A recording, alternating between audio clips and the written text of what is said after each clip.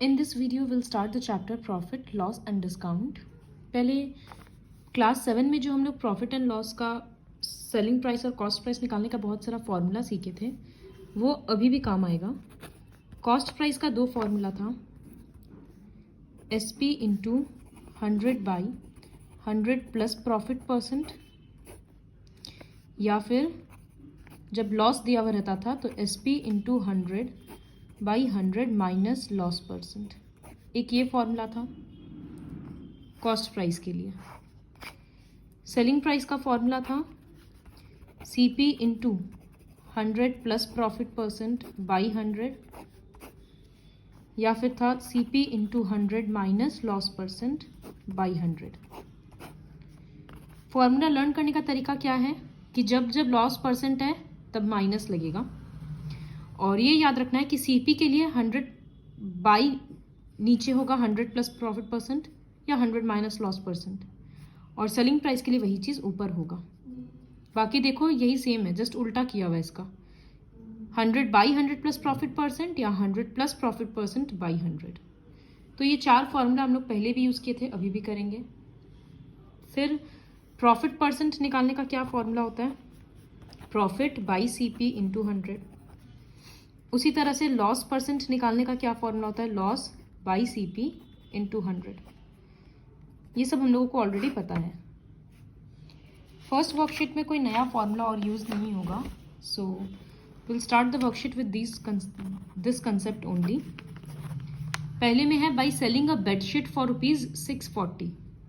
Selling a bedsheet for 640, इसका मतलब 640 selling price है. तो SP of bedsheet equals to ₹640. A shopkeeper earns a profit of 28%. तो profit percent equals to 28%. How much did it cost the shopkeeper? इसका मतलब CP निकालना है, तो I will write CP of bedsheet. तो profit percent दिया हुआ है, मतलब सेलिंग कॉस्ट प्राइस के लिए ये फॉर्मूला यूज़ करेंगे. तो सबसे पहले तो एक लाइन में हमको फॉर्मूला लिखना होगा, एक स्टेप में. उसके बाद सेलिंग प्राइस के बदले 640 इंटू 100 बाई 100 प्लस 28. ये 100 कट मत करना. सबसे पहले 640 इंटू 100 बाई ये ऐड होगा 128. फिर नंबर्स को कट करेंगे, एक होल नंबर आ जाएगा. बहुत सिंपल क्वेश्चन है. Second question is Rajan purchased 250 blades at the rate of 250 packets of blade at the rate of 8 पर पैकेट.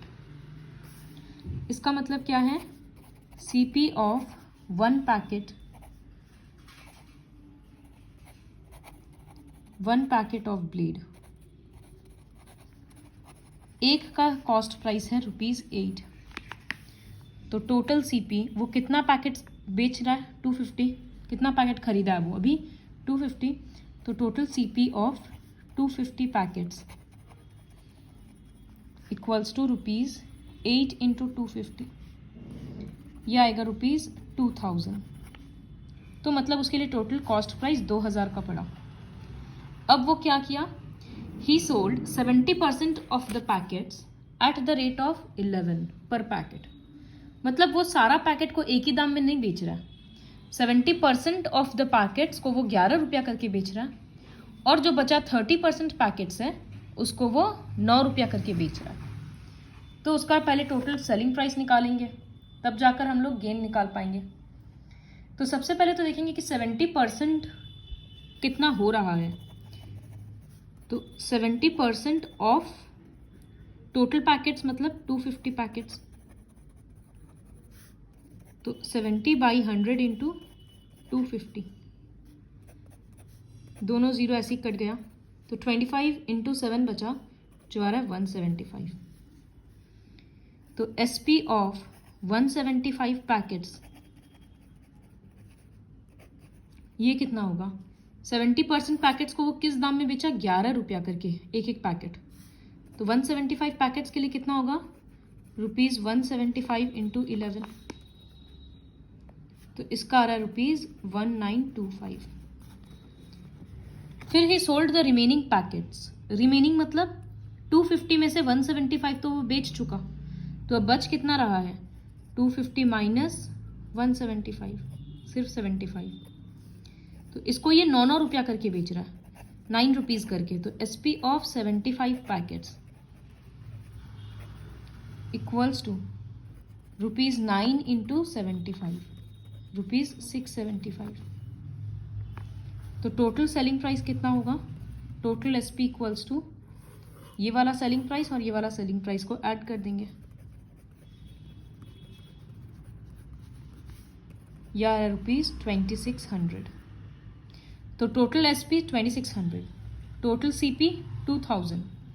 तो प्रॉफिट कितना का हुआ उसका? SP माइनस CP, तो 2600 माइनस 2000, ₹600 का। तो प्रॉफिट का परसेंट कितना होगा? प्रॉफिट बाई CP का मतलब टोटल CP 2000 इंटू 100, 2 0 ऐसे ही कट गया और 1 0 इसके साथ, 60 डिवाइडेड बाई 2, 30%। तो हम लोग पहले क्या किए? सबसे पहले टोटल CP निकाले, उसके बाद बोला था कि वो 70% पैकेट्स को 11 रुपया में बेच रहा। तो पहले हम लोग 70% पैकेट्स को नंबर में निकाले कि वो 175 पैकेट्स बेच रहा। तो SP ऑफ 175 पैकेट्स हो गया 175 इंटू 11। फिर बचा हुआ कितना पैकेट्स था? 250 माइनस 175। तो SP ऑफ 75 पैकेट्स हो गया 9 इंटू 75। फिर टोटल SP निकाले और टोटल CP से माइनस करके प्रॉफिट, फिर profit percent. Coming to the third question. Ankit sold 2 jeans for ₹990 each. एक में उसको गेन हुआ, दूसरे में उसको लॉस हुआ। तो पूरे ट्रांजैक्शन में क्या हुआ वो लिखना है। 2 जीन्स है, बीच में ऐसे लाइन टान दे रहे हैं। तो लिख रहे हैं फर्स्ट जीन्स और सेकंड जीन्स। दोनों में सेलिंग प्राइस है ₹990। एक में उसको गेन परसेंट दिया हुआ है, उसका गेन परसेंट इक्वल्स टू 10%, और दूसरे में लॉस परसेंट दिया हुआ है 10%। अब हम लोगों को CP निकालना है। तो CP इक्वल्स टू क्या फॉर्मूला होगा? SP into 100 by 100 plus gain percent. तो SP के बदले 990 into 100 by 100 plus gain percent मतलब 100 प्लस 10। तो 990 इंटू 100 बाई 110, 0 0 कट गया, ये 9 से डिवाइड हो गया। तो CP आ गया ₹900 एक जीन्स का। दूसरे जीन्स के लिए भी CP निकालेंगे, लॉस परसेंट है तो माइनस करते हैं, और CP के लिए सब नीचे में रहता है।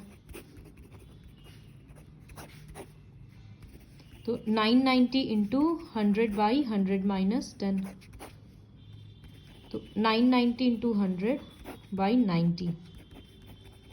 तो यहाँ पर कॉस्ट प्राइस आ गया 1100। जब एक या दो ऐसे ट्रांजैक्शन होता है तो हम लोग को टोटल CP और टोटल SP निकालना होता है। तो टोटल CP क्या होगा? 900 प्लस 1100 इक्वल्स टू ₹2000, और टोटल SP कितना होगा? ₹990 प्लस 990, तो ये रहा ₹1980। दिख रहा है कि सेलिंग प्राइस कम है, कॉस्ट प्राइस ज़्यादा है, तो लॉस हुआ है। माइनस करके लॉस निकालेंगे, फिर लॉस का परसेंट निकालेंगे। Now coming to the fourth question. Nidhi purchased 2 sarees for ₹2150 each.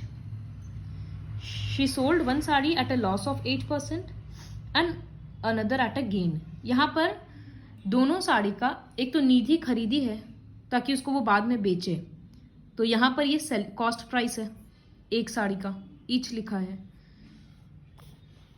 फिर दूसरे साड़ी का हम लोगों को गेन का परसेंट पता नहीं है, तो इस वजह से हम लोग पहले वाले सम के जैसे डिवाइड करके अभी से नहीं कर सकते हैं, क्योंकि थोड़ा बहुत और डिटेल्स लिखना होगा। तो अगर स्टार्टिंग से लिखेंगे तो CP of 1 sari equals to ₹2150। तो CP ऑफ 2 साड़ीज कितना होगा, इनटू हो जाएगा ₹2150 इंटू 2 इक्वल्स टू ₹4300। उसको पूरे ट्रांजैक्शन में गेन हुआ 1230 का, दोनों साड़ी का मिलाकर। तो गेन इक्वल्स टू ₹1230। तो दोनों साड़ी का मिलाकर टोटल सेलिंग प्राइस कितना होगा? सेलिंग प्राइस होता है CP प्लस गेन। अभी परसेंट नहीं है तो बड़ा फॉर्मूला नहीं लगेगा। तो ये 4300 प्लस 1230 ऐड करने से आ रहा है ₹5530। इसका मतलब दोनों साड़ी का हम लोगों को टोटल CP पता है, टोटल SP पता है, लेकिन क्वेश्चन में है कि दूसरे वाले साड़ी को वो कितना रुपया में बेची है। तो पहले साड़ी के लिए हम लोगों को 2150 CP पता है और पहले साड़ी का लॉस परसेंट भी पता है। तो एक साड़ी का SP तो हम लोग निकाल सकते हैं ना, वो निकालेंगे सबसे पहले। तो लिखेंगे for one sari, for first sari CP equals to ₹2150, loss percent equals to 8%। तो SP equals to CP into 100 minus loss percent by 100। तो इसके बदले 2150 into, I am skipping the step, यहाँ डायरेक्टली हम लिख दे रहे हैं 92, 100 माइनस 8 92 बाई 100। पहले 2 से कट कर रहे हैं, यहाँ 46 और यहाँ 5, फिर इसको 5 से कट कर रहे हैं 43। तो अब 43 इंटू 46 ₹1978। तो एक साड़ी का CP SP पता चल गया, टोटल SP पता ही है, तो हम लिख सकते हैं directly SP of other sari equals to total SP minus एक का जो सेलिंग प्राइस निकला। तो 5530 माइनस 1978 ₹3552। तो ये रहा दूसरे साड़ी का सेलिंग प्राइस। ये वर्कशीट का सम्स थोड़ा सा डिफरेंट है, इसको घर में अच्छे से प्रैक्टिस करना पड़ेगा 2 बार। Coming to the 5th question, by selling 35 greeting cards a shopkeeper loses an amount equal to the SP of 5 greeting cards। हम हमेशा क्या समझाएं, इक्वल के बाद जो रहता है उसको हम लोग X लेते हैं। तो यहाँ पर इक्वल के बाद सेलिंग प्राइस है तो हम सेलिंग प्राइस X लेंगे। तो सेलिंग प्राइस ऑफ 5 नहीं, selling price of 1 greeting card को हम X लेंगे। तो I will write SP of 1 greeting card equals to X। तो वो कितना बेच रहा है, 35। तो SP of 35 greeting cards equals to 35X।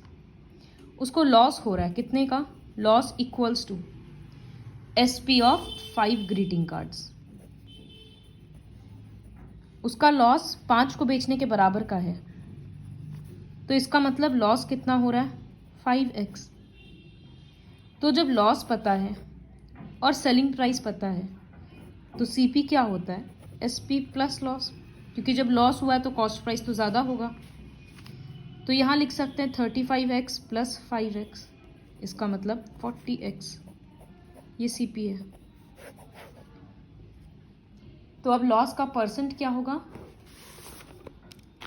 तो loss percent equals to loss by CP into 100%। इसका मतलब लॉस के बदले 5X, CP के बदले 40X इंटू 100%।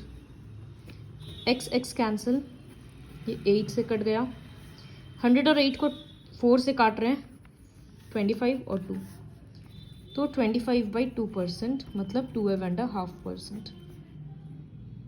तो ऐसे करके किए। सबसे पहले ये देखना था कि किसको X लेंगे, लॉस को लेंगे, CP को लेंगे या SP को लेंगे। तो CP का तो कोई सीन ही नहीं है क्योंकि यहाँ पर स्टेटमेंट में मेंशन ही नहीं हुआ है। तो लॉस या SP में से कंफ्यूजन था, तो हम लोग ये देखे कि सेलिंग प्राइस पीछे लिखा हुआ है तो उसको X लेंगे। Now the final question of the worksheet, a man bot bananas at the rate of 10 for 45। इसका मतलब वो 10 बनाना खरीद रहा है 45 रुपीज़ में, और बेच किस हिसाब से रहा है, 1 डजन मतलब 12 केला को वो बेच रहा है 51 रुपीज़ में। फाइंड द गेन और लॉस परसेंट। तो इस तरह का क्वेश्चन हम लोग कैसे करें, बहुत सिंपल है ऐसे तो। हम लोग जनरली क्या करते हैं कि जब इस तरह का हिसाब रहता है, there are actually 2 processes, just wait for a while.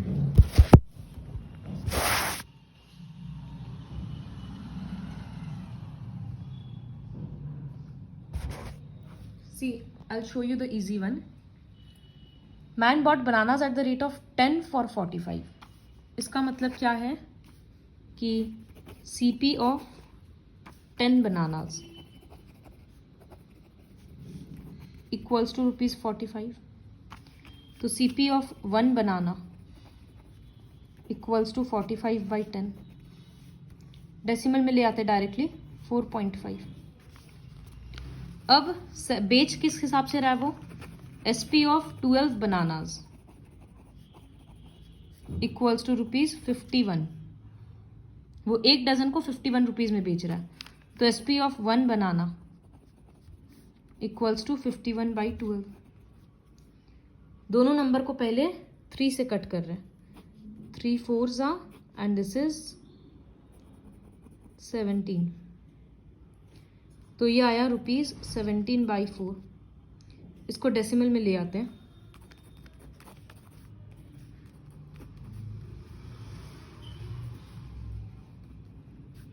$4.25 आ रहा।